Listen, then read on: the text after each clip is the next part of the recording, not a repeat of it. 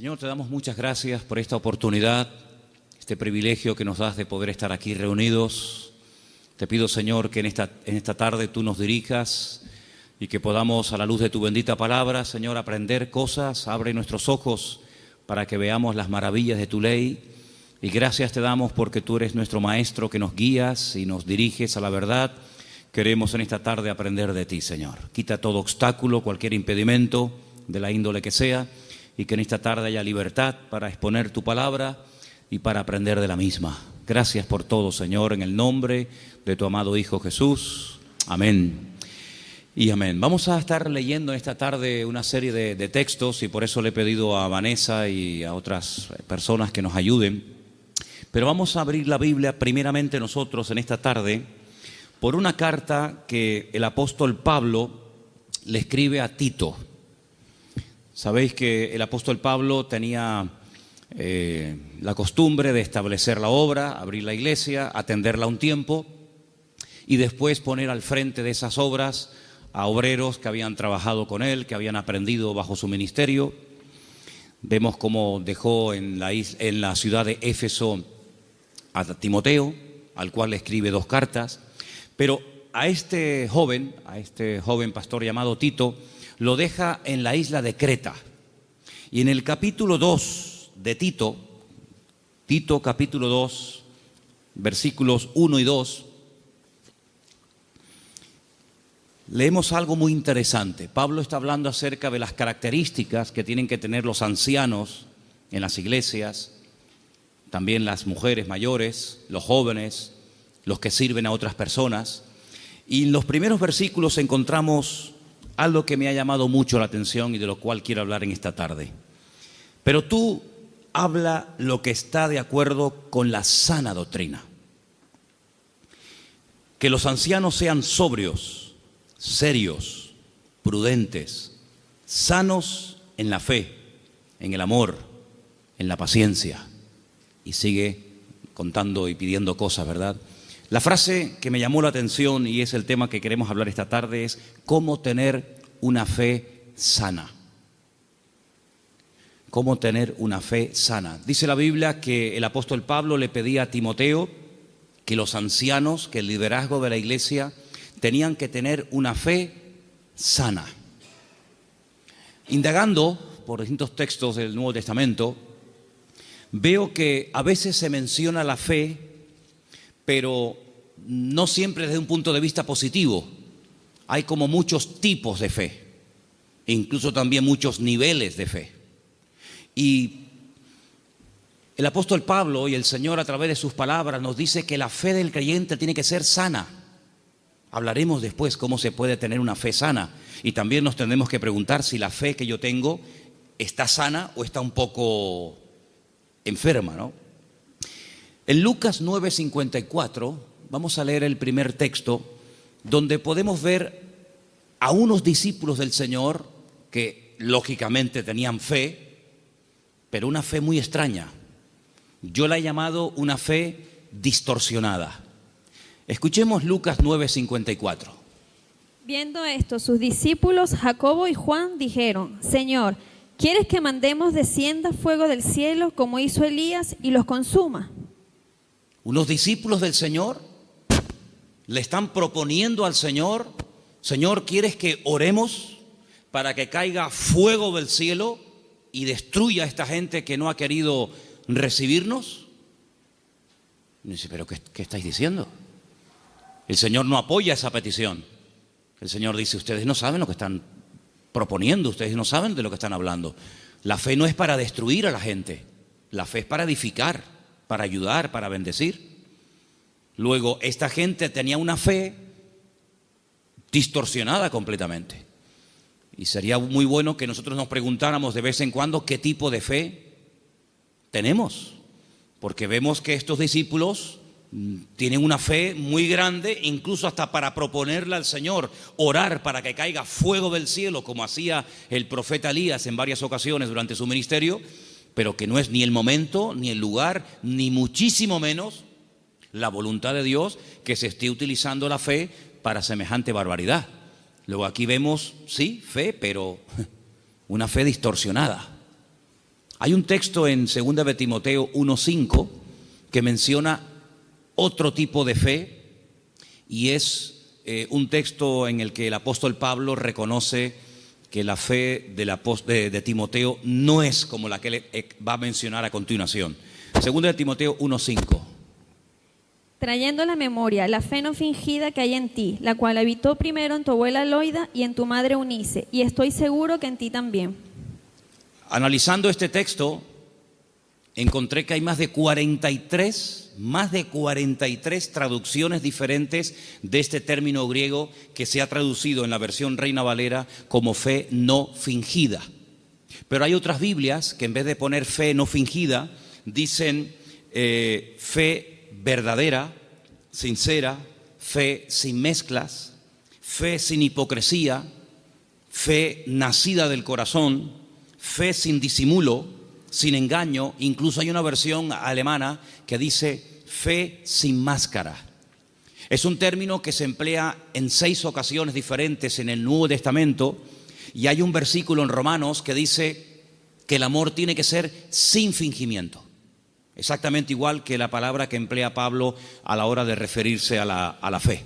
Entonces hay una fe fingida. Parece que tiene, pero a la hora de la verdad eso no se puede considerar una fe auténtica. Entonces estamos viendo cómo la Biblia menciona y habla de personas que en un momento determinado pueden tener fe, pero no es la fe sana de la cual queremos hablar en esta noche y cómo conseguirla. Entonces hemos visto una fe distorsionada, una fe fingida, que no era el caso de Timoteo. Tenemos también en Santiago 2:26 una fe que no sirve para nada. Lo dice literalmente el texto. Vamos a prestar atención. Santiago 2, versículo 26. Porque como el cuerpo sin espíritu está muerto, así también la fe sin obras está muerta. Fe sin obras. Hay fe, pero no hay obras, luego está muerta. No sirve para nada. Entonces hay gente que puede tener una fe aparentemente muy grande, pero no hay obras. Esa fe no produce nada. Por lo tanto, dice Santiago, es una fe muerta. Y lo muerto, pues ya me contarás para qué sirve. Absolutamente para nada. Ya hay 3 tipos de fe: distorsionada, una fe fingida, una fe muerta, y hay una fe que quisiera contar un poquito de quién se trata. ¿Os acordáis del joven rico? Un chico que dice que había guardado todos los mandamientos de la ley, era muy escrupuloso, moralmente impecable, pero él notaba que le faltaba algo. Y le pregunta al Señor: Señor, ¿qué tengo que hacer para heredar la vida eterna? Y el Señor le propone un estilo de vida diferente, le habla de que tiene que romper con ese espíritu de materialismo que lo domina, le habla de que tiene que guardar los mandamientos, y él dice: yo todo esto lo he guardado. Luego vemos que muchos escribas y fariseos, incluido en el joven rico, eran personas de fe, pero era una fe religiosa, mecánica. Hay que orar, oramos. Hay que leer, leemos. Hay que ayunar, ayunamos. Hay que congregarse, me congrego. Pero el Señor no quiere que actuemos como si fuéramos máquinas, hermanos. Que no seamos como robots, que hacen las cosas pero sin sentimiento, sin pasión, sin ganas, sin deseo. Las hacen, pero no hay vida en lo que hacen. Digamos que es una fe religiosa. Sin embargo, volvemos al texto de Tito capítulo 2, donde el apóstol Pablo dice que los creyentes tienen que tener una fe sana. Quédense con eso, una fe sana, que no está enferma, que no está distorsionada. No es una fe que llegamos incluso a tener fe en la fe, valga la redundancia. Conocen la película de la lámpara de Aladino, ¿no? Esa lamparita que la frotan, sale un genio, y el objetivo del genio es cumplir los deseos de aquel que tuvo la suerte de encontrar la lámpara de Aladino. La fe no es la lámpara de Aladino. No tenemos que tener fe en nuestra fe. Dice el Señor: tened fe en Dios. ¿Cuántos dicen amén? Antes de ver las características y cómo se puede tener una fe sana, quiero llevarles a Mateo capítulo 8, donde vais a ver cómo el Señor sabe perfectamente qué nivel y qué calidad de fe tenemos. En Mateo capítulo 8, a partir del versículo 5, se relata la historia de una visita de Jesús a un pueblo llamado Cafarnaún, que significa el pueblo de Naún. Y en el versículo 5 dice que Jesús entró en Capernaum y vino a él un centurión. Luego, no es un judío, es un gentil. Y este centurión, que era una especie de capitán, viene rogándole y le dice: Señor, mi criado está postrado en cama, paralítico, gravemente atormentado. No es un hombre insensible, no es un hombre arrogante como la mayoría de los romanos de la época. Es un hombre que viene pidiendo ayuda. Y viene pidiendo ayuda a un judío. Luego aquí hay un acto de humildad muy grande. Y le dijo el Señor: yo iré y le sanaré. Versículo 8. Respondiendo el centurión le dijo: Señor, no soy digno de que entre bajo mi techo. Solamente di solamente la palabra y mi criado sanará. Esto es tremendo. Porque también yo soy hombre bajo autoridad y tengo bajo mis órdenes soldados. Y le digo a este: ve y va. Y le digo a otro: ven y viene. Y a mi siervo: haz esto, y lo hace. Al oírlo Jesús se maravilló y dijo a los que le seguían: de cierto os digo que ni aún en Israel he hallado tanta fe. No he encontrado a nadie en el país que tenga tanta fe como este hombre. ¿Qué fue lo que le llamó la atención al Señor Jesucristo de este hombre? Primero, la humildad con la que vino a pedir. No vino exigiendo. No vino: oye, que soy un centurión romano y me tienes que obedecer.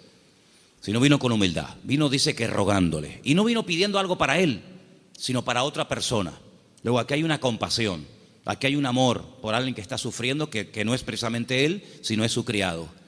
Luego hay una cosa muy interesante en la conversación. El Señor está dispuesto a ir a la casa de un gentil. El Señor está dispuesto a ir a la casa de este hombre. Sin embargo, este hombre dice: Señor, sinceramente yo no soy digno de tenerte bajo mi techo. Pero podemos solucionarlo de otra manera. Di solamente la palabra, da solamente la orden de que mi criado sea sanado, y no hace falta ni que te desplaces, no hace falta ni que vengas. Fíjate que el hombre le pone un ejemplo al Señor. Le dice: mira, yo soy un hombre de autoridad. Yo le digo a un soldado que venga y viene, lo digo a otro que vaya o haga esto y lo hace. Por lo tanto, lo que este hombre está diciendo es: yo reconozco tu autoridad. Yo reconozco que cuando tú ordenas algo en el mundo espiritual, se cumple. Por lo tanto, como hago yo en lo natural, hazlo tú en lo espiritual. Da la orden y automáticamente mi criado sanará. Él unió el poder de la palabra, la autoridad de la palabra del Señor, con una fe bien puesta y bien depositada con humildad en el Señor. Y claro, automáticamente recibió la respuesta.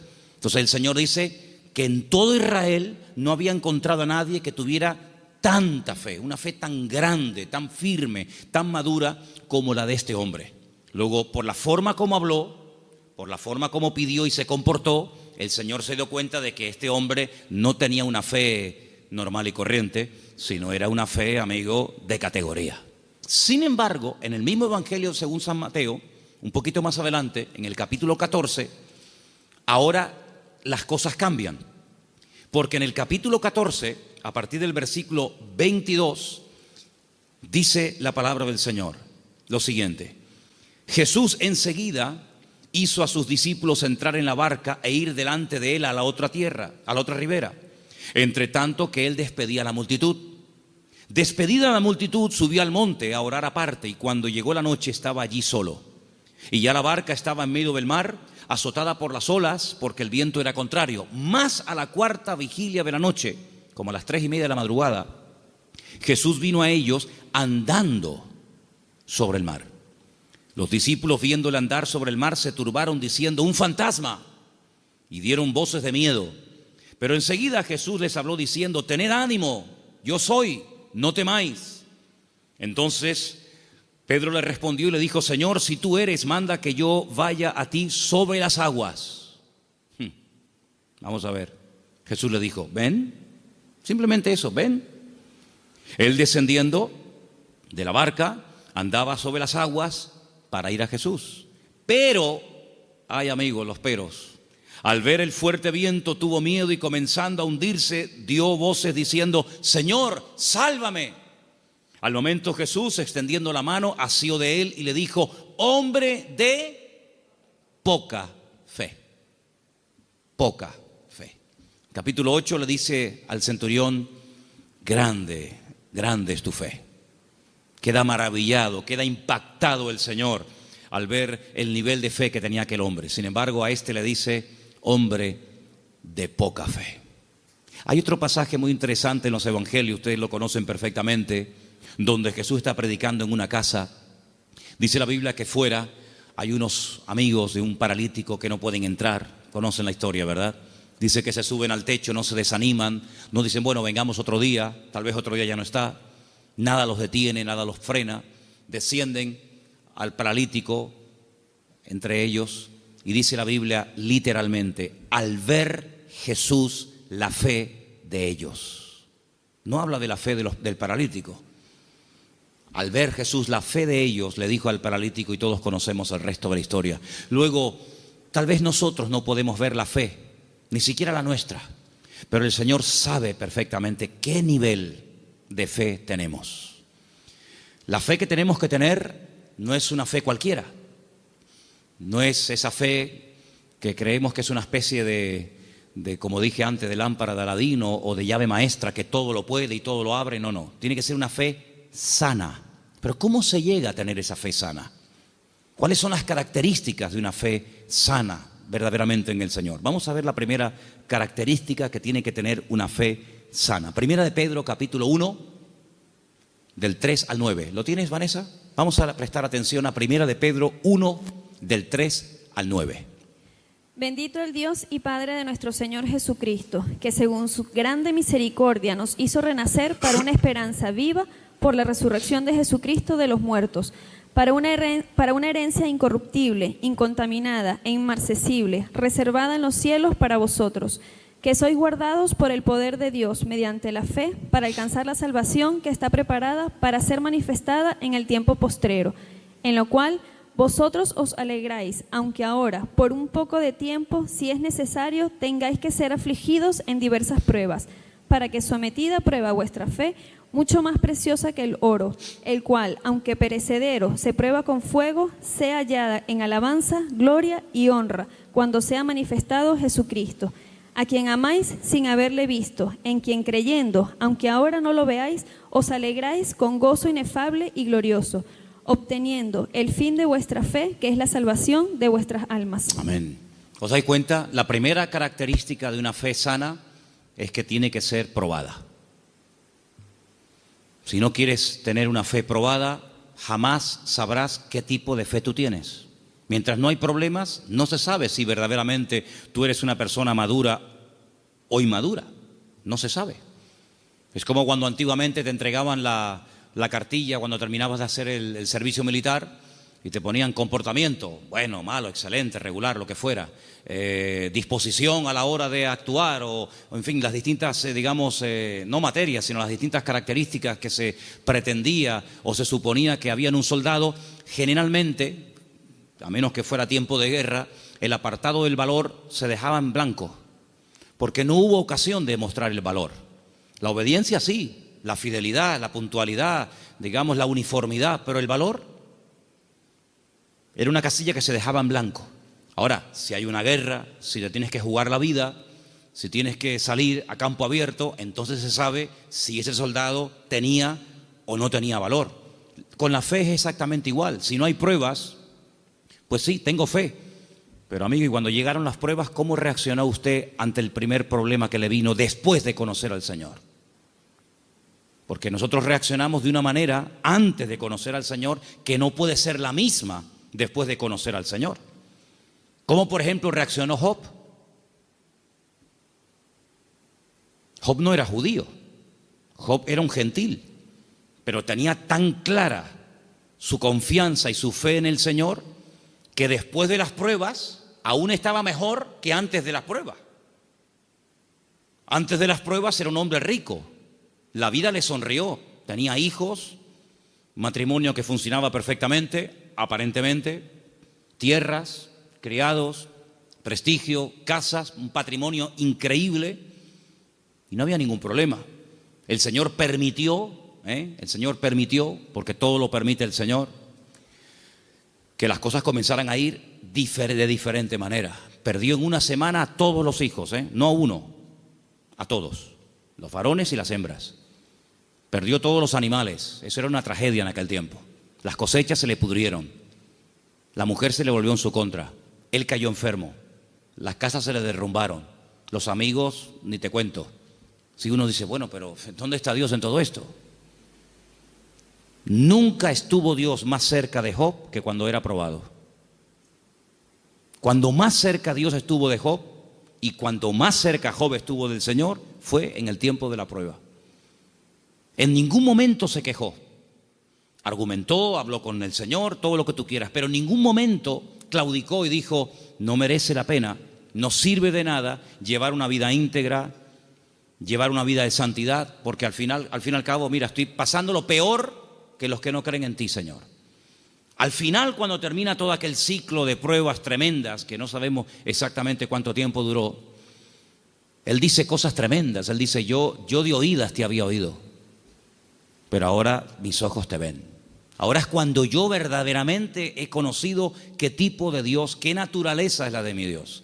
Ahora he experimentado la fidelidad de Dios. Ahora he experimentado la sanidad del Señor. Ahora he experimentado el consuelo del Señor. Y por eso, claro, él dice esa famosa leyenda, esa famosa frase, aunque Dios me mate, lo voy a seguir adorando, porque yo sé que mi Redentor está vivo. Entonces las pruebas no lo destruyeron, al contrario, lo fortalecieron de tal manera que al final él tiene que orar por los demás y nadie por él, porque solamente venían a cuestionarle, a criticarle, a poner el dedo en la llaga y bueno, a decir todo tipo de barbaridades. Por lo tanto, la fe sana, la fe verdadera, tarde o temprano, ha de ser probada. Y dice la Biblia que la actitud que tenemos que tener ante las pruebas es de gozo. Es encima, ¿sí? Encima. Tener por sumo gozo cuando os halléis en diversas pruebas, sabiendo que la prueba de vuestra fe produce paciencia. Porque una fe, para que sea sana, tiene que tener un ingrediente indispensable y es paciencia. La fe sin paciencia puede convertirse en temeridad. Y tú dices, pero la fe tiene que ir acompañada de paciencia. Hombre, claro, si no se termina convirtiendo en desesperación. No entiendo nada. Oro, pido con fe y no recibo. ¿Pero cómo es esto?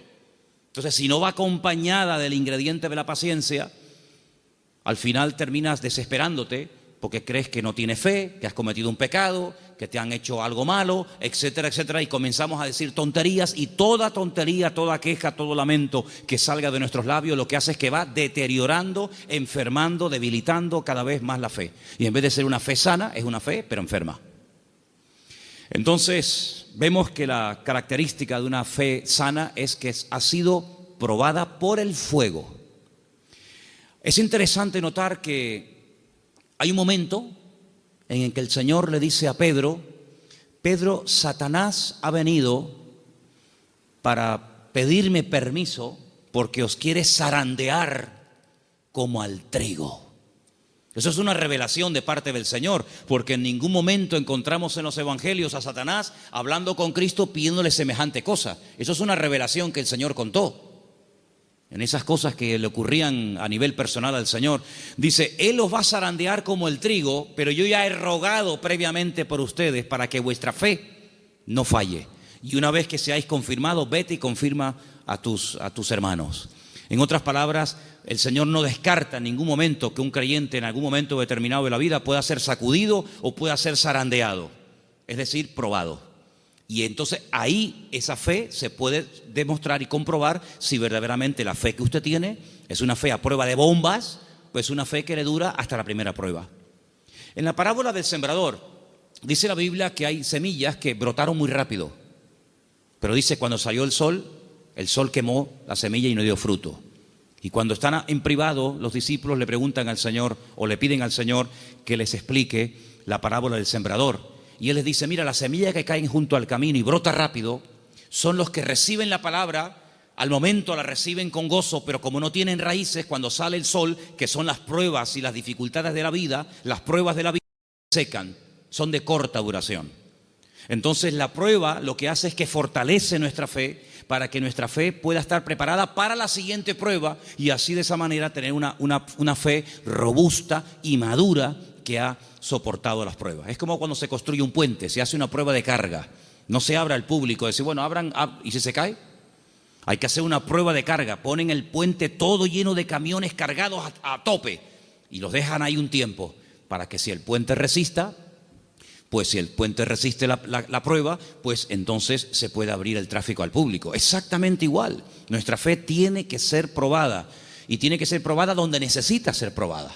A lo mejor en lo económico, a lo mejor en lo familiar, a lo mejor en lo físico, no sé, pero el Señor sabe dónde tiene que apretar, porque todas las pruebas siempre son para nuestro progreso, para nuestro crecimiento y para fortalecer nuestra fe. ¿Cuántos dicen amén? La segunda característica de una fe auténtica, de una fe sana, la encontramos en una carta que Pablo le escribe a los hermanos de Tesalónica. Primera de Tesalonicenses 1, del 2 al 10. Es una lectura un poquitín larga, pero por favor presten atención. ¿La tienes tú, Patricia? Adelante. Damos siempre gracias a Dios por todos vosotros, haciendo memoria de vosotros en nuestras oraciones, acordándonos sin cesar delante del Dios y Padre nuestro de la obra de vuestra fe, del trabajo de vuestro amor y de vuestra constancia en la esperanza en nuestro Señor Jesucristo, porque conocemos, hermanos amados de Dios, vuestra elección. Pues nuestro evangelio no llegó a vosotros en palabras solamente, sino también en poder, en el Espíritu Santo y en plena certidumbre. Como bien sabéis, cuáles fuimos entre vosotros por amor de vosotros, y vosotros vinisteis a ser imitadores de nosotros y del Señor, recibiendo la palabra en medio de gran tribulación con gozo del Espíritu Santo, de tal manera que habéis sido ejemplo a todos los de Macedonia y de Acaya, que han creído, porque partiendo de vosotros ha sido divulgada la palabra del Señor, no solo en Macedonia y Acaya, sino también en todo lugar vuestra fe en Dios se ha extendido, de modo que nosotros no tenemos necesidad de hablar nada, porque ellos mismos cuentan de nosotros la manera en que nos recibisteis y cómo os convertisteis de los ídolos a Dios, para servir al Dios vivo y verdadero, y esperar de los cielos a su Hijo, al cual resucitó de los muertos, a Jesús, quien nos libra de la ira venidera. Amén. La iglesia de Tesalónica, desde el primer momento, fue una iglesia muy perseguida, muy perseguida. No todas fueron así, pero una de las características de esa congregación es que desde el primer momento los creyentes fueron perseguidos. Hermanos perdieron la vida. Llegó un punto que la presión era tan tremenda, que comenzaron a pensar si a lo mejor ya había comenzado hasta la gran tribulación. Fíjate lo que te digo. Y por eso Pablo tiene que escribirles varias cartas y alentar y animar a los hermanos y aclararles que todavía ese tiempo no ha comenzado, y les alienta y les anima a decir, hermanos, seguir adelante. El Señor aún no ha venido. El tiempo de angustia de Jacob, la gran tribulación aún no ha comenzado. Y Pablo pone doctrina encima de la mesa para que ellos sepan que lo que está pasando no es todavía lo que está profetizado para los últimos tiempos, ¿verdad? Y una de las cosas que el apóstol Pablo reconoce de la iglesia es que la fe de la iglesia, la fe de los hermanos de la ciudad de Tesalónica, no se quedó encerrada entre cuatro paredes, sino que los creyentes no habían perdido el valor de testificar a los que no conocían al Señor. Ellos se habían convertido, como dice ahí, hemos leído, de los ídolos. Habían sido gente idólatra, politeísta, y habían dejado esa vida de desorden, de idolatría, para convertirse al Dios vivo y verdadero. Pero la conversión de ellos, la fe de ellos depositada en el Dios vivo y verdadero, no era algo que se hacía a escondidas, sino algo que ellos querían que se difundiera. De tal manera que Pablo llegaba a ciertas y determinadas poblaciones y la gente en esos lugares daban testimonio de lo que los hermanos de Tesalónica estaban pasando y cómo la fe de ellos se había extendido. Y esto es muy importante, hermanos. Esto es muy importante porque en un momento tenemos un encuentro inicial con el Señor. Nos encontramos con el Señor, entendemos el propósito de la salvación, de la venida de Cristo. pedimos perdón por nuestros pecados, lo aceptamos como nuestro Señor y Salvador personal. Muy bien, pero ¿y ahora? Ahora se tiene que extender nuestra fe. Tenemos que divulgar nuestro testimonio, nuestra esperanza en el Señor, porque no todo el mundo tiene la misma fe. No todo el mundo ha tenido la misma experiencia que tú has tenido, y por eso es muy importante que abramos la boca para que podamos decir a la gente, oye, que hay una esperanza, que hay un remedio, como vimos el domingo, que hay un camino, una verdad y una vida. Y los tesalonicenses no dijeron, bueno, mira, vamos a quedarnos callados porque nos están maltratando, nos están matando, nos están torturando. No importa, vamos a seguir hablando, vamos a dar testimonio de la fe en nuestro Señor Jesucristo. Esa es otra característica indispensable de una fe sana, que no solamente soporta la prueba con gozo y que la utiliza como plataforma para crecer y para acercarse más al Señor, sino que además es una fe que no es muda, no es una fe invisible. Usted sabe que la tiene, pero nadie se ha enterado en la familia, nadie se ha enterado en el barrio. No, yo abro mi boca y extiendo y proclamo la fe, la obra que el Señor ha hecho en mi vida. Esa es otra característica de una fe sana. Un creyente que no testifica no es normal. No es creyente que un creyente que tiene el gozo del Señor y que ha pasado de muerte a vida, pasen los días, las semanas y se le pase la vida y no comparta su fe y su testimonio con nadie. Eso no es una fe sana, es una fe enferma. Otra característica de una fe sana, quiero leer en Santiago, voy a leer este pasaje yo, si no les importa, en capítulo 2, a partir del versículo 14, donde Santiago habla de algo muy importante relacionado con la fe. Dice, hermanos míos, Santiago 2:14, ¿de qué aprovechará si alguno dice que tiene fe y no tiene obras? ¿Podrá la fe salvarle? Si un hermano o una hermana están desnudos y tienen necesidad del alimento de cada día, y alguno de vosotros les dice, id en paz, calentaos y saciaos, pero no les dais las cosas que son necesarias para el cuerpo, ¿de qué aprovecha? No, hermanos, déjenme que diga esto.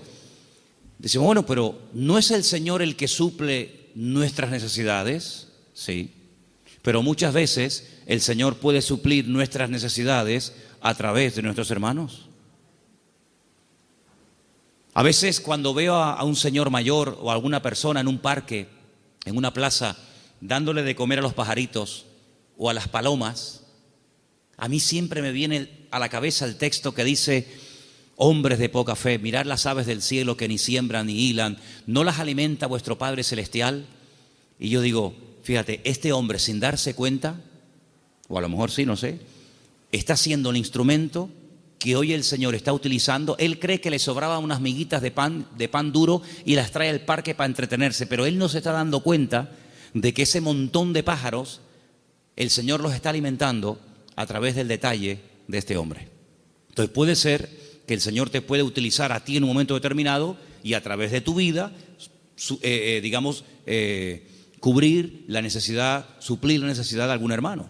Entonces dice, así también la fe, si no tiene obras, es muerta en sí misma. Una de las fe que comentamos antes. Versículo 18. Pero alguno dirá, tú tienes fe, yo tengo obras. Muéstrame tu fe sin tus obras y yo te mostraré mi fe por las obras. Tú crees que Dios es uno y bien, haces bien. También los demonios creen y tiemblan. Mas ¿quieres saber esto, hombre vano, que la fe sin obras es muerta?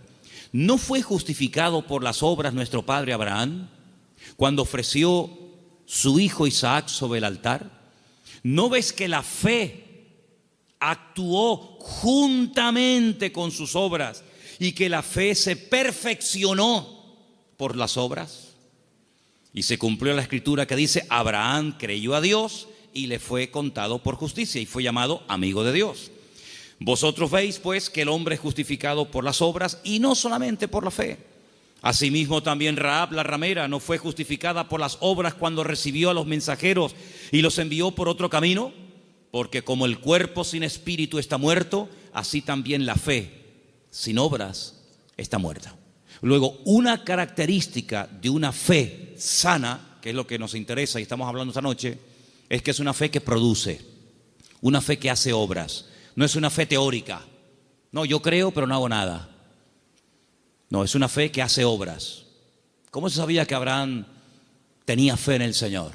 Bueno, pues yo estaba justamente leyendo hoy ese pasaje y dice la Biblia que este hombre viaja desde el sur de Israel, desde una ciudad llamada Beersheba, recorre todo el desierto del Negev, llega hasta el monte Moria, allí en Jerusalén, y antes de llegar deja a unos criados y le dice, bueno, guárdeme aquí el asno, el burrito, que dice, iremos, adoraremos y volveremos. Y a veces seguimos leyendo el pasaje y nos olvidamos de decir, no, espérate un momento, mira lo que acaba de decir. Iremos, adoraremos y volveremos. Pero ¿cómo dice volveremos si Abraham sabe que tiene que subir al monte Moria y sacrificar, es decir, matar a su hijo Isaac? Dirás en todo caso, volveré. La Biblia dice que Abraham tenía tanta fe en el Señor que creía que si mataba a su hijo Isaac, el Señor se lo podía resucitar y volverlo a tener con él. Y en cierto sentido, eso fue lo que pasó. No lo mató, sabemos el resto de la historia, pero él en su corazón lo había sacrificado antes de subir al monte Moria. ¿Se da cuenta? Pero la fe de Abraham no quedaba simplemente en un acto de obediencia, sino que iba mucho más allá. Bueno, yo lo mato, yo lo sacrifico porque al fin y al cabo es lo que Dios, mi Señor, me ha pedido. Pero creo que Él me lo puede dar de entre los muertos. Y es que nunca nadie había resucitado, hermanos.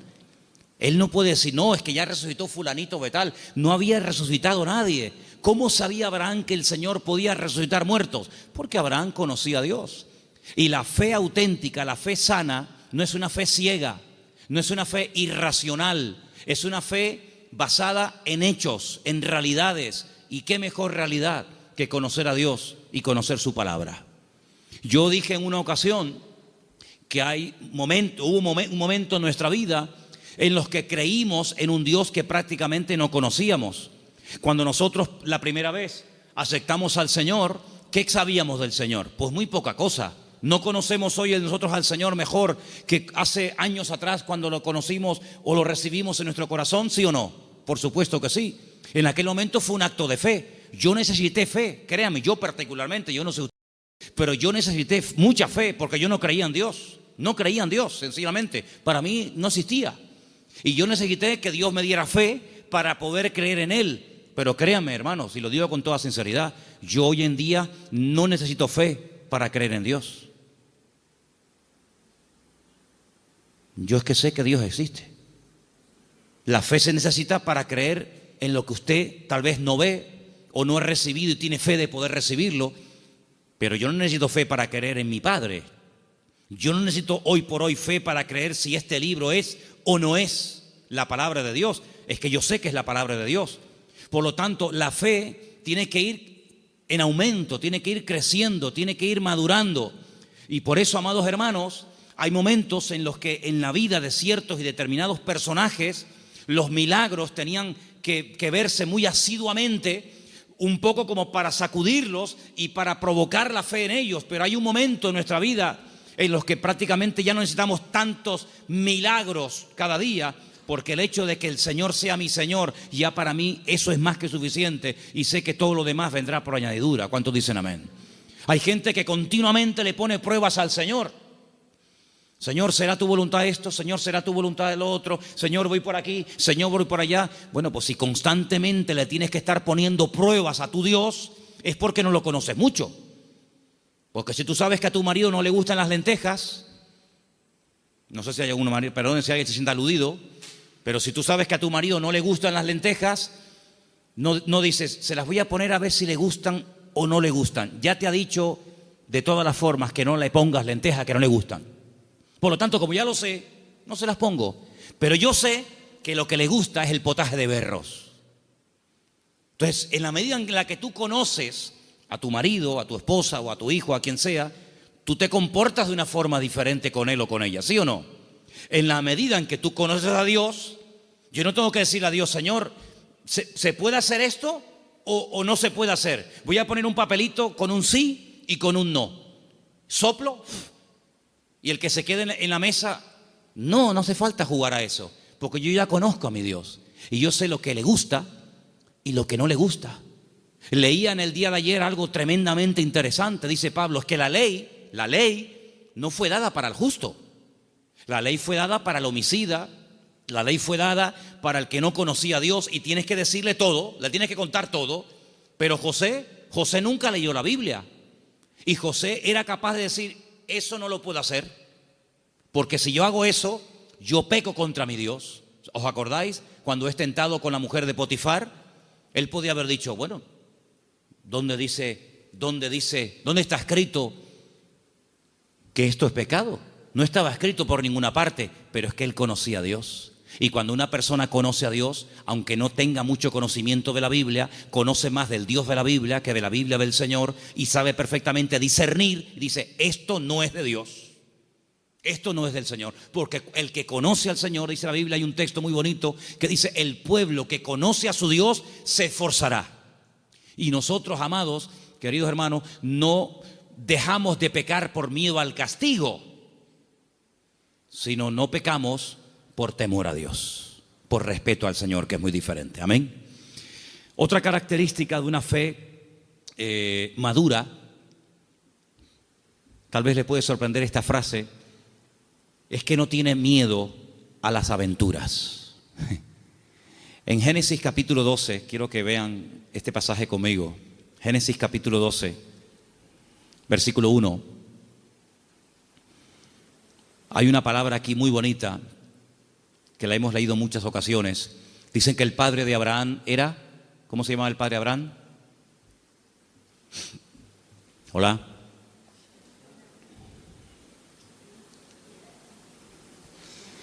El padre de Abraham se llamaba Taré. Y cuenta la leyenda que el padre de Abraham, Taré, podía ser una persona muy importante en el ejército de Nimrod. ¿Y quién era Nimrod? Uno de los peores personajes de la historia. Terrible, terrible. El primer hombre poderoso de la tierra. Un tipo de anticristo, para que me entendáis. Un hombre idólatra, un hombre tremendo. Y hay muchas leyendas y muchas historias, no solamente en el pueblo de Israel, sino en el mundo árabe y en otras culturas que hablan mucho de Abraham, porque Abraham es el personaje que le cae bien a todo el mundo. Le cae bien a los árabes, le cae bien a los cristianos, le cae bien a los judíos. Es un personaje que todo el mundo lo quiere. Es el padre de todos. Y hay una leyenda que dicen que un día el padre de Abraham, que era vendedor también de ídolos, se fue y dejó a Abraham al cargo de su tienda de imágenes. Y Abraham rompió todos los ídolos de su padre menos uno. Y cuando el padre viene, le pregunta al hijo, hijo, ¿pero qué has hecho? Me has roto todos los ídolos, todas las imágenes. Y le dice, no, lo que pasa es que vino una señora con un plato de comida para ofrecer una ofrenda a los ídolos y como este ídolo, que es el más poderoso que tú tienes, no quería compartir la comida con los demás, los destruyó a todos y se comió la comida a él. Y le dice el padre, pero hijo, ¿qué cuento me estás contando? Si son ídolos de piedra, son incapaces de hacer esto. Y Abraham le dice, pues papá, si tú mismo has reconocido que son ídolos de piedra que no puedan hacer esto, ¿por qué los adoras? Es una leyenda que cuentan los árabes, ¿no? Hablando acerca de la fe de Abraham. Pues este hombre, cuando vivía en aquella tierra, versículo 1, Génesis 12:1, dice, el Señor le había dicho, fíjate el tiempo del verbo, no está llamando el Señor ahí a Abraham, dice, ya le había dicho.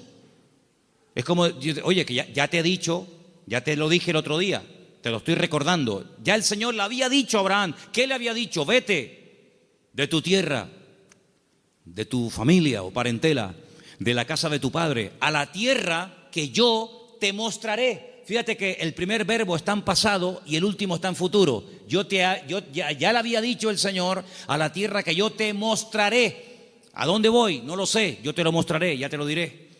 Pero hay una promesa, entre el cumplimiento de la promesa y la obediencia, hay una palabra muy interesante, dice, yo haré de ti una nación grande, te bendeciré, te engrandeceré serás bendición, bendeciré a los que te bendigan y a los que te maldijeren, maldeciré, serán benditas en ti todas las familias de la tierra. Y se fue Abraham como el Señor lo había dicho. Entonces vemos que este hombre, en base a una promesa, en base a una orden de parte del Señor, él emprende una aventura. Y por eso este punto que he dicho, que para tener una fe sana, uno tiene que estar dispuesto a correr aventuras con el Señor. No podemos tener todo bajo control. Hay creyentes que todo lo quieren tener bajo control. Y eso es totalmente imposible. Quiero tener bajo control las facturas, lo que tengo que pagar, lo que tengo que hacer, lo que tengo que decir. Tengo que tener... Hermano, en la vida de un creyente verdadero, tienes que dejar una puerta abierta a la vida de fe, a una vida de aventura. Esto no tiene ni pies ni cabeza, diría un padre a un hijo. Pero hijo, ¿a dónde va? Es que no lo sé, padre. Pero, ¿qué sentido tiene esto? Yo leía hoy una frase en un libro que la tengo por aquí apuntada y me llamó mucho la atención y la quiero compartir con ustedes. Y la frase que leía dice: lo que nosotros llamamos seguridad muchas veces no es más que un freno para una vida de fe. Esto me impactó muchísimo, ¿eh? No, es que hay que tener una seguridad en la vida, tú. Ya, oye, ya no tengo 20 años, ya tengo una edad y uno ya tiene que ir pensando las cosas. Me parece muy bien. Pero cuando vamos a la palabra de Dios, nos encontramos que a veces Dios llama a gente ya con 80 años. Y tú dices, ¿pero dónde va este hombre con 80 años? Pues tú no ves que cuando tú eras joven lo intentaste y fue un fracaso lo que hiciste, que incluso hasta terminaste matando a una persona. Y el Señor llama a un hombre que en el pasado ha fracasado y se ha refugiado como un prófugo en el desierto, cuidando ovejas que no son ni de él. Y ahora tengo que volver atrás. ¿A qué? A hacer la voluntad de Dios. Pero en esta ocasión no como tú la quisiste hacer en tu yo, en tu ego, sino hacerla en mi nombre. Y lo manda a Moisés, a Egipto, con 80 años. Y Abraham le da unas promesas increíbles con una edad que uno dice, ¿y por qué no le dio estas promesas cuando tenía 18, 20 o 30 años? ¿Por qué esperó tanto el Señor en sorprender y en usar a este hombre? Hermanos, nosotros no somos los que ponemos los tiempos los pone el Señor. Por eso les dije antes que un ingrediente indispensable de una fe sana es la paciencia. Una fe que no va acompañada de paciencia te puede crear problemas a ti personalmente. Porque cuando tú pides y cuando tú oras y no recibes, la Biblia dice que si pedimos y no recibimos, se puede convertir en un tormento al alma, en un tormento al corazón. Y por eso el que tú pidas no significa que inmediatamente tus órdenes se tienen que cumplir. Vuelvo a repetir el ejemplo de antes. La fe no es la lámpara de Aladino. Encomendamos al Señor nuestra vida, nuestras situaciones, confía en Él y Él hará, decía el Salmo 37, ¿os acordáis? Entonces, una fe sana tiene que ser probada, tiene que extenderse, no puede quedar ahí reducida, anclada, encerrada herméticamente en tu vida. Es una fe que produce obras, es una fe que es que por lo que haces se nota que tiene fe. Hombre, vamos a ver, un hombre que está dispuesto a sacrificar a un hijo, ¿qué más prueba que ello? Cuando lo dice el Señor a ese hijo el día de mañana, quédate en Beersheba y siembra en el desierto, y este hombre siembra en el desierto y no cuestiona a Dios diciendo, oye, pero ¿cómo que siembra en el desierto? Esto es un disparate, es una locura. ¿Cómo voy a sembrar la semilla? ¿Cómo voy a sembrar semillas en arena? Y el hombre lo hace y Dios lo prospera, ¿verdad? Vemos en la Biblia que hay momentos en los que Dios le dice a la gente, oye, ¿tú estás dispuesto a ir en contra de la corriente? ¿Tú estás dispuesto a hacer lo que yo te diga, aunque aparentemente sea un disparate? A ese tipo de vida no tenemos que cerrarnos. Yo no digo que tengas que ir por ese camino toda tu vida, pero no descartes la posibilidad de que en un momento Dios te lleve la contraria. ¿Puede el Señor llevarnos la contraria? ¿Puede el Señor sorprendernos a estas alturas? Quiero decirles algo que llevo tiempo queriendo decirlo y siempre se me olvida. Siempre se me olvida. Y cuando llego a casa digo, pero si yo vine de Galicia y quería decirles esto y todavía no se lo he dicho. Ahora me acaba de venir a la cabeza y se lo voy a decir. Fui a predicar un día a una iglesia en Galicia. No voy a decir ni el sitio porque sabe Dios a dónde llegan estas predicaciones. Fui a predicar a un lugar y el pastor de esa iglesia, que llevaba ya mucho tiempo al frente de esa congregación, me dice que se va a ir a otra ciudad, a empezar otra iglesia. Digo, muy bien. Y él sigue hablando y me dice, es que esta iglesia en la que yo ya he estado años, yo creo que ya ha dado todo lo que tenía que dar. Hemos hecho evangelismo, hemos hecho retiros, hemos hecho campamentos, hemos hecho vigilias, y yo creo que esta iglesia ya ha dado todo lo que tenía que dar, y voy a comenzar en otra parte. Y cuando yo llegué a casa y comencé a pensar en lo que este hermano me había dicho, es un buen hombre, es un buen pastor, no estoy hablando de un pseudo pastor, estoy hablando de un hombre de Dios. Pues yo dije, Señor, es interesante en la vida, porque en la vida tiene que saber uno hasta dónde tiene que llegar. La Biblia nos enseña que el sueño de Moisés era entrar a la tierra prometida. El Señor dijo, no, hasta aquí llegaste, amigo. Pero no voy a cruzar el Jordán, no, es que soy Moisés, me da igual. Yo si quieres te enseño la tierra, pero aquí se acaba tu vida, amigo. A partir de ahora le pasas el relevo a Josué. Y vemos que Moisés no entró en la tierra prometida. Y tan grave fue lo que hizo, aparentemente delante del Señor fue gravísimo, para no dejarlo entrar, tú imagínate, ¿verdad? Vemos, por ejemplo, a David. ¿Cuál era el sueño de David? El sueño de David era levantar un templo a Dios. Ese era el sueño de David. ¿Se lo había pedido el Señor? No. De hecho, el Señor le dice a través del profeta Natán, le dice, ¿dónde me vais a meter a mí? Si el cielo es mi trono y la tierra es el estrado de mis pies, ¿qué casa me vais a construir a mí? Pero si quieres hacerla. Sin embargo, vemos que el Señor no le permitió. El que verdaderamente tenía ganas de levantar el templo no lo pudo levantar. Su hijo fue el que lo levantó. Entonces él entendió que su vida no era, o el sueño de su vida no se iba a cumplir, sino que era su hijo el que iba a levantar el templo. Luego, uno tiene que saber hasta dónde puede llegar. Porque, hermanos, seamos sinceros, si analizamos, por ejemplo, la vida de José, un hombre de fe, un hombre obediente, vemos que sí, él había recibido una revelación cuando era jovencito de lo que sería su vida. Pero si aquellos sueños que él tuvo de pequeño no le ayudaba, en cierto sentido, el faraón a poder cumplirlos, pues se pudriría en la cárcel. Luego, otra persona tuvo que soñar para que sus sueños personales, la revelación de parte del Señor a él, se pudiera hacer realidad. Por lo tanto, es muy importante como congregación, como familia, como matrimonio, como hijo, como pastor, como creyente, saber hasta dónde tengo que llegar con el Señor. De hecho, para mí hay dos preposiciones que aparecen en la Biblia que tenemos que tenerlas presentes siempre en nuestra vida de fe. Desde, hasta. Son dos preposiciones importantísimas en la vida de un creyente que quiere tener una fe sana. Desde, hasta. ¿A qué me refiero? Josué capítulo 1 dice, la tierra te la he entregado. Nadie te podrá hacer frente en todos los días de tu vida. Desde, hasta, esa es la tierra en la que te puedes mover. No te salgas de ese marco, no te salgas de ese terreno, porque no te la daré. De hecho, ha habido momentos en la historia en los que Israel ha conquistado terreno que tiempo más tarde ha tenido que devolver, porque no entraba dentro del desde, hasta, ¿verdad? Cuando en una de las guerras conquistó la famosa península del Sinaí, la península del Sinaí no entraba dentro de las promesas del Señor y la tuvo que devolver, ¿verdad? Y sabemos que la península del Sinaí no pertenece a Israel. Por lo tanto, como creyentes tenemos que saber cuáles son nuestras limitaciones, qué tipo de fe tenemos, y con ese tipo de fe trabajar y movernos en el Señor.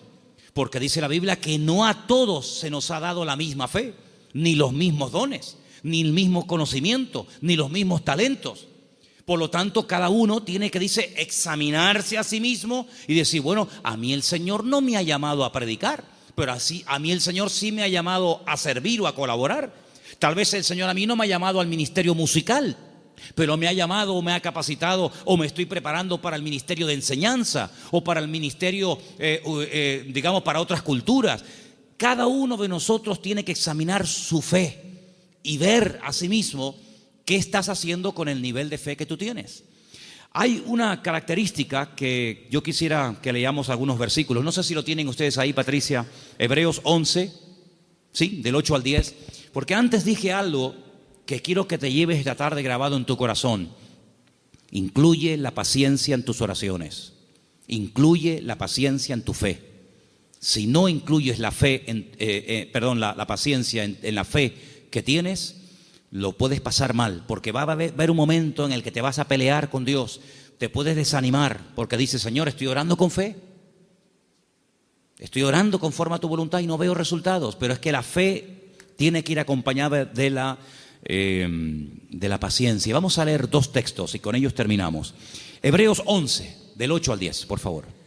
Por la fe, Abraham, siendo llamado, obedeció para salir al lugar que había de recibir como herencia, y salió sin saber a dónde iba. Por la fe, habitó como extranjero en la tierra prometida, como en tierra ajena, morando en tiendas con Isaac y Jacob, coherederos de la misma promesa, porque esperaba la ciudad que tiene fundamentos, cuyo arquitecto y constructor es Dios. Esperaba en esa búsqueda, esperaba la ciudad cuyo arquitecto y fundador es Dios. Ahí el verbo está en un imperfecto progresivo. Es decir, espero, pero no de brazos cruzados, a ver qué pasa. No, espero y me muevo en esa espera. ¿Me explico? Me muevo en fe. Aún no he recibido lo prometido. ¿Estará aquí la ciudad cuyo arquitecto y fundador es Dios? ¿Está aquí? ¿No? Vámonos para allá. Y se iba a otro lugar, acampaba.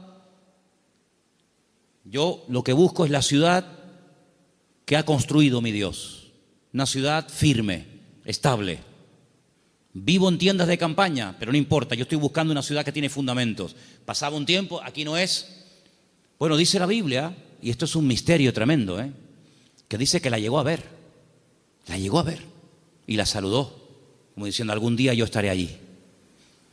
Yo les dije una vez que a mí me llamó muchísimo la atención, porque esto es algo que dice el Nuevo Testamento. Esto no lo dice el Antiguo Testamento. La Biblia no dice en el Antiguo Testamento en ninguna parte que Abraham buscaba la ciudad cuyo arquitecto y fundador es Dios. Eso no lo dice en ninguna parte. Eso lo dice el Nuevo Testamento en la carta a los Hebreos. Luego hay una transmisión oral, cosas que se contaban de padres a hijos, de generación en generación, que no están escritas en la Biblia, pero que llegaron hasta los tiempos del Señor Jesucristo, y el que escribió la carta a los Hebreos, que puede ser Pablo, Apolo, Lucas o quien fuera, él, inspirado por el Espíritu Santo, dice en la carta, si fuera mentira, Dios no le hubiera permitido que lo escribiera, que Abraham lo que en el fondo buscaba no era agua en el desierto. Lo que él buscaba era una ciudad cuyo arquitecto y fundador es Dios. Y tú dices, ¿qué ciudad es esa? ¿Qué ciudad es? Una ciudad que ha hecho Dios. Bueno, yo solamente conozco una. ¿Cuál es? Pues la Nueva Jerusalén, ¿sí o no? No hay otra.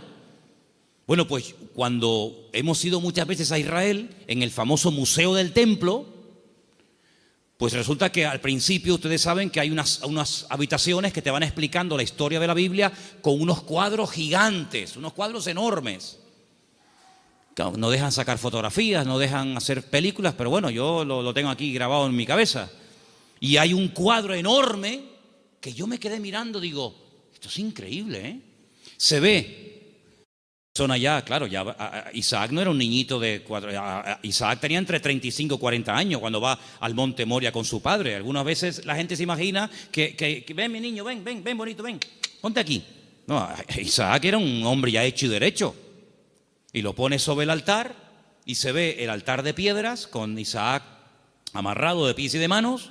En el fondo se ve unas zarzas con un carnero allí enroscado. Se ve a Abraham con el puñal en alto, pero él está mirando al cielo, y es a lo que voy, y se ve en el cielo el templo de Jerusalén, todo como si fuera de oro, se ve el templo, y Abraham mirando el templo de Jerusalén. Por eso los judíos dicen que lo que Abraham vio en el monte Moriah fue el futuro templo de Jerusalén, y ese es el monte donde se construyó el templo de Jerusalén. Y yo, cuando miraba aquello, digo, pero si los judíos no leen el Nuevo Testamento, si los judíos tienen prohibido leer el Nuevo Testamento, ¿cómo saben ellos que Abraham allí en aquel sitio, según la versión judía, él vio el templo de Jerusalén? Y yo en el Nuevo Testamento veo que Abraham lo que vio fue la Nueva Jerusalén. Bueno, algo se tuvo que transmitir a lo largo de la historia, de boca en boca, ¿verdad? De generación en generación, que llegó hasta los tiempos de la carta de los Hebreos, donde vemos que Abraham vio algo. Y dice que la vio.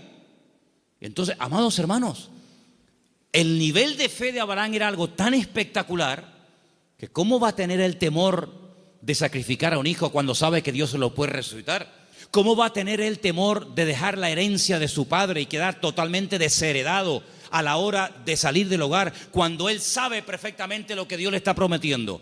La fe no tiene lugar a la duda. La fe es certeza, la fe es convicción. Ahora, si yo tengo un buen trabajo, pongamos un ejemplo sencillo de entender. Si yo tengo un buen trabajo, gano bien, estoy contratado fijo, tengo mis pagas, ya tengo una antigüedad, etcétera, etcétera, me va bien, me encuentro a gusto, y de repente me ofrecen otro trabajo, una de dos. O el que me ofrecen tiene que ser 1000 veces mejor que el que tengo, o no tiene ningún sentido que yo deje este buen trabajo por un trabajo que en el fondo no sé si me van a pagar, si no me van a pagar, si tienen solvencia, si no tienen solvencia, si estos van serios, si estos van broma. ¿Tú sabes lo que significó dejar todo? Papá, que me voy. ¿Pero te vas a dónde? No sé. ¿Y por qué? Es que Dios me llamó. ¿Pero qué Dios te llamó? Era una aventura, era un disparate. Pero un disparate para el hombre que tiene una fe enferma. Un disparate para el hombre que se pone encima de una mesa y empieza a sacar cálculos y saca la calculadora y dice: esto es un disparate, esto no va a funcionar bien, esto no tiene ni pies ni cabeza. Para el hombre natural, dice la Biblia, que las cosas de Dios son un disparate, son locura. Pero para el hombre que tiene el Espíritu de Dios, dice que la fe te permite, hay distintos niveles, ¿verdad? Hay un momento en el que la fe, si crece, si madura, si se extiende, una fe probada, etcétera, te permite ver por la fe y llamar las cosas que no son como si ya fuesen. Tú imagínate que yo mañana llego aquí y les digo: hermano, a partir de ahora me llamo Daniel, ya no me llamo Manolo. Sería un choque, ¿no? Sería un impacto. Bueno, pues eso fue lo que tuvo que hacer Abraham: convencer a su mujer de que ahora Dios le cambió el nombre, convencer a sus 300 criados, y encima el nombre que Dios le ha puesto es un nombre que tiene que ver con algo que no es real. Si le hubiera puesto un nombre que significaba anciano, pues oye, te pega como anillo al dedo porque eres un viejito. O si te hubiera puesto un nombre que no sé, pero es que le puso un nombre que significaba padre de multitudes. Y claro, más de uno habrá dicho: pero bueno, es que este hombre este hombre va de mal en peor. Se pone un nombre que no tiene nada que ver con la realidad, pero es que la fe te permite estar por encima de lo que llamamos realidad. Porque yo pregunto, ¿la realidad cuál es? ¿La que vivimos o la que Dios quiere que vivamos? Porque la Biblia dice que la vida es sombra, y la sombra no es la realidad. La sombra proyecta una realidad, y la Biblia dice que vivimos en un mundo que es de sombra. Sin embargo, cuando conocemos a Dios, nos damos cuenta que la sombra de Dios, para que nos entendamos, se proyecta muchas veces en lo que nosotros llamamos realidad, pero que realmente la realidad no es lo que vemos, sino lo que no vemos. Porque dice la Biblia que las cosas que vemos son temporales, pero las que no vemos son eternas. Y la Biblia dice, hay una promesa, que el justo, por la fe, vivirá. Pero en el texto original hebreo no aparece el verbo vivir, sino aparece el verbo ser. El texto dice: el justo por la fe existirá. Porque una cosa es vivir y otra cosa es existir. La existencia la da el Señor. Y cuando nosotros conocemos a Dios, comenzamos a descubrir que la vida que muchas veces nosotros llamamos seguridad no es más que un freno y un impedimento para ver la grandeza y descubrir el poder de nuestro Dios. Por eso quiero terminar recordando las 5 características de una fe sana. Preguntémonos si las tenemos. La fe sana tiene que ser tarde o temprano probada. Una prueba que no duele no es prueba. Una prueba que no afecta en algún momento determinado tu estado de ánimo, pues no es prueba ni a nada. Dije hace tiempo que una característica de que estás siendo probado es que no entiendes nada. Si entiendes, no te estás probando el Señor. Si lo entiendes, no es una prueba. Una característica de que estoy siendo probado es que no entiendo lo que me está pasando. Eso es una prueba. La segunda característica es que es una fe que se extiende. No es una fe hermética encerrada en sí misma. Es una fe que actúa, que hace obras. Y por la forma como actúa, te das cuenta de que detrás de esa actuación hay una fe. Hay una frase que leí esta semana, que también la tengo apuntada aquí, que dice: todo esfuerzo realizado siempre obtiene resultados. Es buenísima, no me digan, ¿eh? Todo esfuerzo realizado siempre obtiene resultados. Tú te esfuerzas por el Señor, ¿verdad? Tú ejercitas la fe y automáticamente Dios lo premia. Tercera o cuarta característica, que la fe sana tiene que ir acompañada de paciencia. Dice la Biblia que Abraham esperaba pacientemente y finalmente la fe sana está dispuesta a la aventura. En Hebreos 10, del 12 al 13, quiero que lo leamos todos juntos, por favor. Hebreos capítulo 10, Hebreos 10 del 12 al 13. Hay unos versículos muy interesantes que los he dejado para el final, para que medites en ellos y te los lleves esta noche en tu corazón. Repito, Hebreos capítulo 10, del 12 al 13. ¿Lo tienen, hermanos? Bueno, creo que lo estamos poniendo ahí, ¿no? Perfecto. Léelo conmigo. Pero Cristo, habiendo ofrecido una vez para siempre un solo sacrificio por los pecados, se ha sentado a la diestra de Dios. Versículo 13. De ahí en adelante, esperando hasta que sus enemigos sean puestos por estrado de sus pies. Esperando. Es la misma palabra que aparece cuando dice que Abraham esperaba la ciudad cuyo arquitecto y fundador es Dios. Ahora fíjate esto. Cristo muere, cumple todo lo que tiene que cumplir, derrama su sangre, resucita al tercer día, asciende a la gloria, se sienta a la diestra de Dios Padre, y yo pregunto, ¿y ahora qué? Lo hemos leído esta noche. Él está esperando que todos y cada uno de sus enemigos sean sometidos y puestos bajo la planta de sus pies. Si mi Señor, después de todo lo que hizo, su muerte, su resurrección, la victoria sobre el pecado, sobre el diablo, etcétera, si Él después de todo ese tremendo sacrificio está esperando sentado a la diestra de Dios Padre, ¿por qué a nosotros a veces nos cuesta tanto esperar una oración que la hicimos la semana pasada y queremos que ahora nos responda el Señor? ¿Cuánto tiempo lleva esperando el Señor Jesucristo? Bueno, en números redondos, 2000 años.